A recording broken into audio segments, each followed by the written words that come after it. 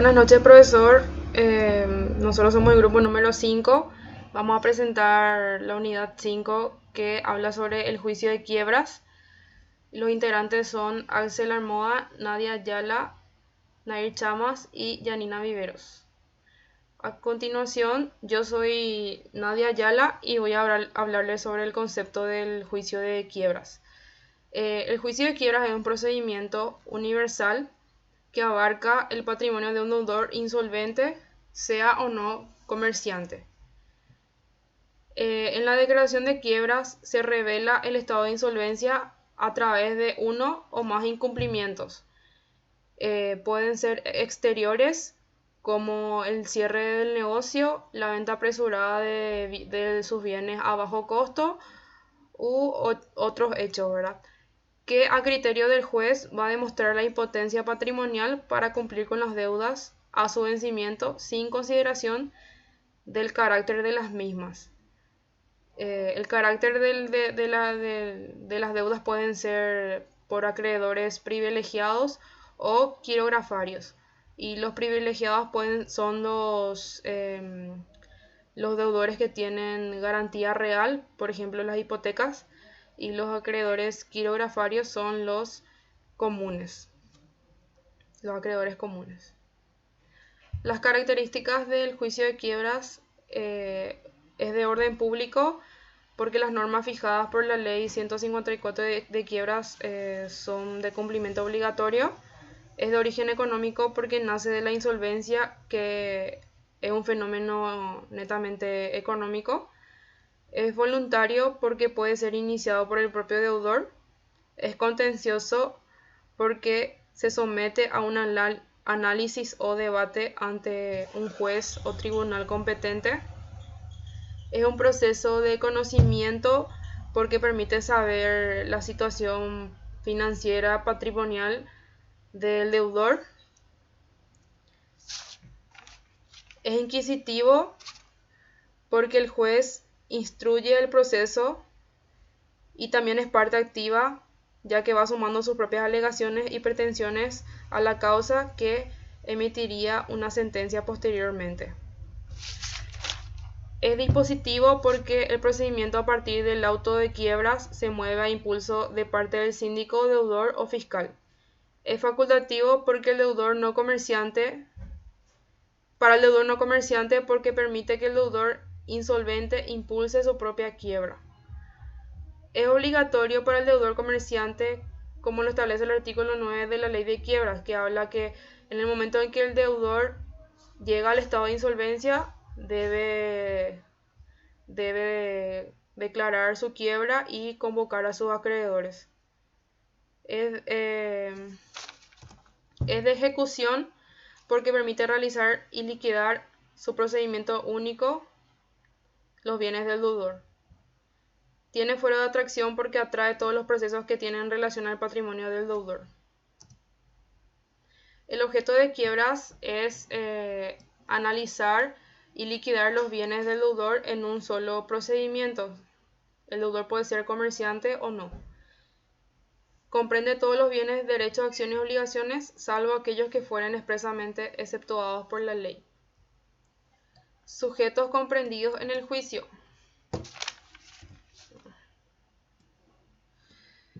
El primero es el deudor, que es el protagonista principal del juicio de quiebras, porque es un sujeto pasivo debido a su estado de insolvencia patrimonial, que debe dar cumplimiento a las obligaciones asumidas mediante la liquidación de su patrimonio, del cual es privado al solo efecto de su liquidación. Sus herederos, que eventualmente pueden asumir la responsabilidad del deudor en los casos de quiebra póstuma, que es cuando el deudor fallece. Él o los acreedores, que son sujetos activos en el ejercicio de sus derechos de crédito. El juzgado competente, que dirige el proceso, tiene potestad jurisdiccional para dictar medidas de protección del patrimonio del deudor. El síndico de quiebras, que interviene desde el inicio del procedimiento, inclusive antes de dictarse el auto de quiebras o de admitirse el pedido de convocación. El síndico será parte esencial de los juicios de convocación de acreedores y de quiebras y actuará en defensa de los intereses generales de los acreedores y protegerá a los derechos del fallido en cuanto pudiera ser de interés de la masa, sin prejuicio, sin perjuicio de las facultades de los acreedores y del fallido, en los casos determinados por la ley. Eso dice el artículo 221 de la ley de quiebras. A continuación, la compañera Yanina Viveros va a presentar su parte.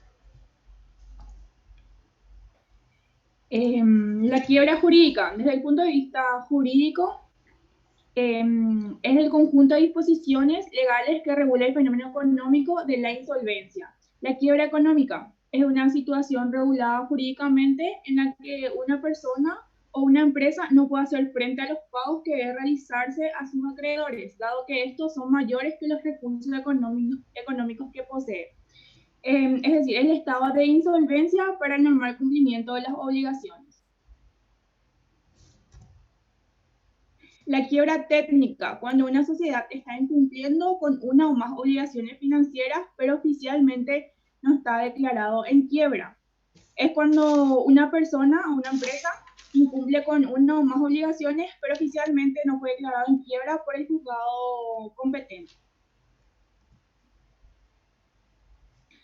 De las pequeñas quiebras, se tiene en cuenta que el activo del deudor no debe exceder del importe equivalente al de 500 jornales mínimos para las actividades diversas no especificadas del capital. En tanto, el pasivo no debe exceder de más de 1.500 jornales de la misma especie.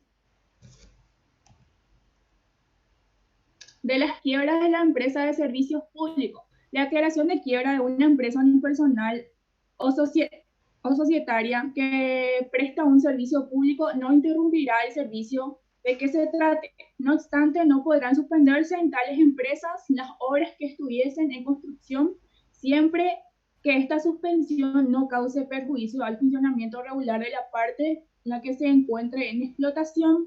Normalmente no ocurre esto en el país, o sea, oficial es difícil que se materialice.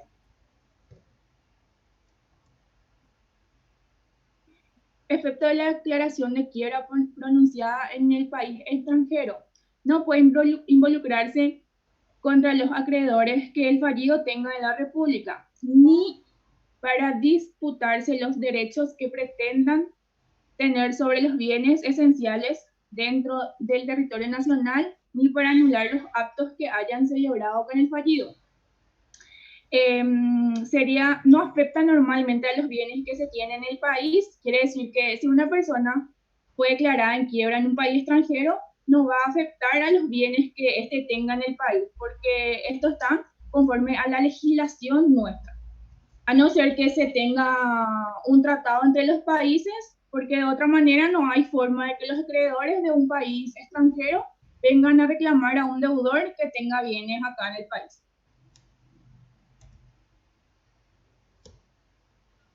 Bueno, muy buenas noches.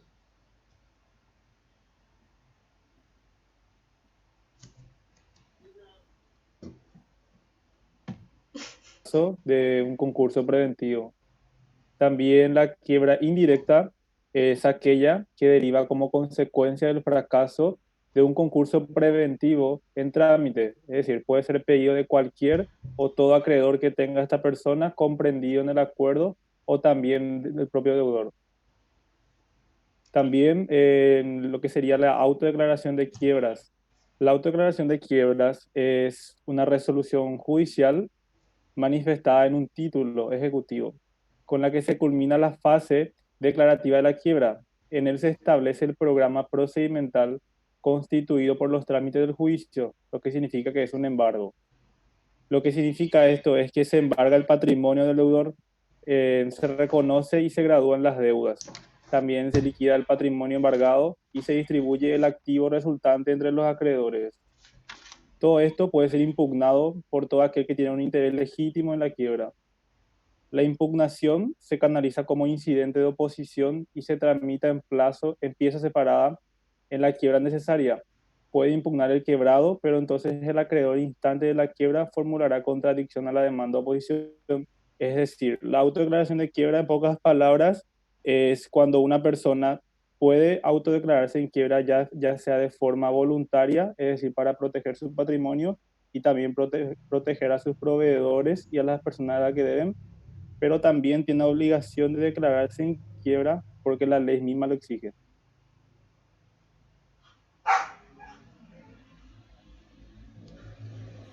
Buenas noches, profesor. Yo soy Nari Chamas y les estaré tocando sobre algunos temas. El primero es quiebra por incumplimiento del concordato. En caso de quiebra, de que un deudor no haya cumplido el concordato celebrado, los acreedores van a figurar en ella por el importe de su crédito primitivo, descontando ya las cuotas que hayan percibido. En la convocación de acreedores, el concordato no produce la anulación de la deuda. Después tenemos el desistimiento y revocación del auto de quiebra. El desistimiento del pedido de quiebras puede formularla el propio acreedor, que lo pidió antes de la declaración de quiebra. Significa dejar sin efecto la demanda. El desistimiento pone término a la demanda.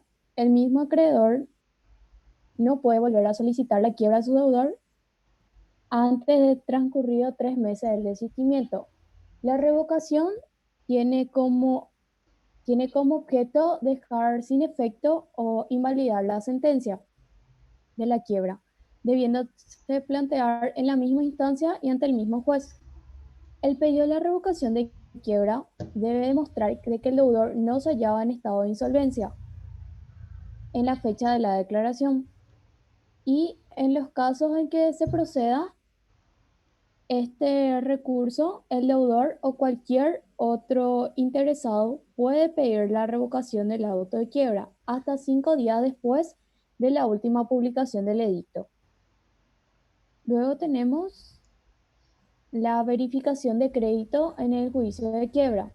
En la quiebra indirecta no es necesaria una nueva verificación, porque esta etapa procesal ya queda preclusa, siendo válida esa parte del procedimiento. Y en la quiebra directa sí se debe proceder a la verificación de créditos en la forma indicada para la convocación de acreedores.